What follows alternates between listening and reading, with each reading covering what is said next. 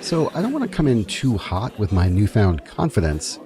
After the last 26 years, I should never be anything but humble when it comes to talking about my own writing. But I think in the past 2 weeks, maybe, oh maybe, I have finally crested that most challenging of hills. It all started with the second day of the Smoke-Long Quarterly March Micro Madness workshop.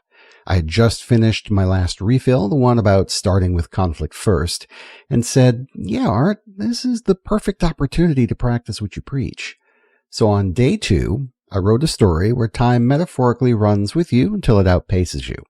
It was a clever concept, and I executed the language skillfully, but the idea was hidden too much because I was timid and uncertain, basically scared of being direct. I assumed I needed to shroud the metaphor in fancy prose, and all it accomplished was to keep the reader at arm's length. I know this because the feedback, while largely positive, had a consistent undertow of, sounds great, but what's happening here? Or, I had to read this twice before I got it. And that made me mad. Mad at myself, to be specific. I was angry that I was again being purposely obtuse.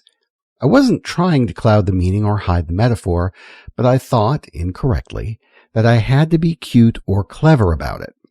Just say what you mean, I told myself. You can be on the nose, and maybe you have to be on the nose when the metaphor is unusual. Essentially, I told myself, don't keep the reader in the dark. So day 3, I wrote a first-person list story.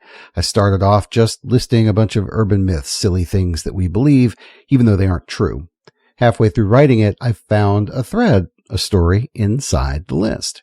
There was no lyrical prose, though the sentences flowed well, but it was a departure from my norm, and people friggin' loved it. The story itself didn't quite hang together. It needs a revision to again set the stage properly, like who is talking to whom, what is the situation, etc. But this one had fire in the belly. It had a point of view, and folks responded to it very well. Day 4, I wrote a better story. Then on day 5, day 6, 7, and onward, every day, a better story. Stronger audience support, the constant adjustments over multiple days, seeing what the audience responded well to, leaning into what works, that's made all the difference. It's still me writing. I haven't changed what I'm doing, but I am paying more attention to what the reader needs. More direct metaphors, more clarity up front, no more pretty prose just for the sake of lyricism. The workshop has been very helpful in painting the target for me, and in the past 5 days, I've done some of the best work of my whole life. It didn't happen overnight, but I am building a steady confidence that is making the next day's effort more than possible. It feels inevitable. What we can take from my epiphany and apply more broadly to all of our work is being intentional about narrative distance. How distant, aloof, or unaffected by the events of the plot do you want the reader to be? This alone will determine how you approach the story at the sentence level. For example, let's say 2 sisters who happen upon a babbling brook.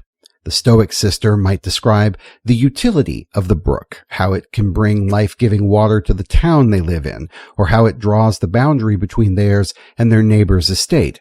The passionate sister might describe how ice-cold the water is when she plunges her hand into it, how clean it tastes from the cup of her palm, how smooth the rocks are along the riverbed. Neither of these is better than the other. They both have a place.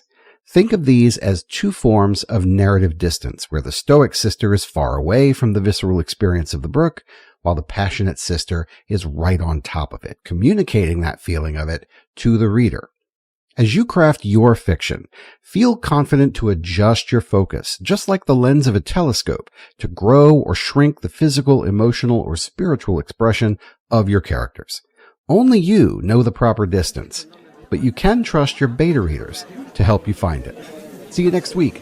Start writing.